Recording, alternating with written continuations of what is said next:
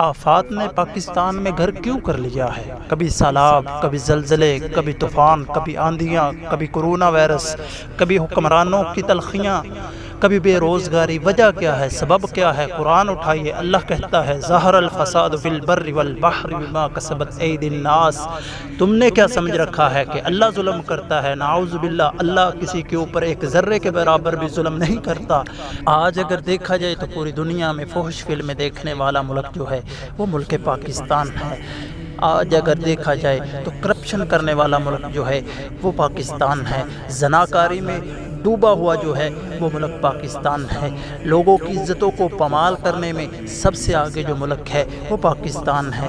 وجہ کیا ہے؟ سبب کیا ہے؟ میرے بھائیوں، اپنے گریبانوں میں جھانکیے، ابھی بھی وقت ہے۔ لوٹ آئیے، پلٹ آئیے، اس سے پہلے کہ زمین پھٹے اور تمہیں زمین میں دھنسا دیا جائے، اس سے پہلے کہ اللہ رب العزت تمہارے اوپر پتھروں کی بارش کر دے، اس سے پہلے کہ اللہ رب العزت تمہیں بندر و خنزیر بنا دے۔ اللہ کی قسم، ابھی بھی وقت ہے۔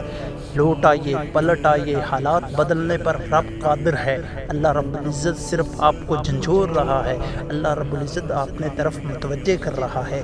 آپ کے ہاتھ میں ہے، آپ نے اللہ رب العزت کے عذابوں کو ایکسیپٹ کرنا ہے یا اللہ رب العزت سے توبہ کر کر اس کے بندے بن جانا ہے۔ فیصلہ آپ کے ہاتھ میں ہے۔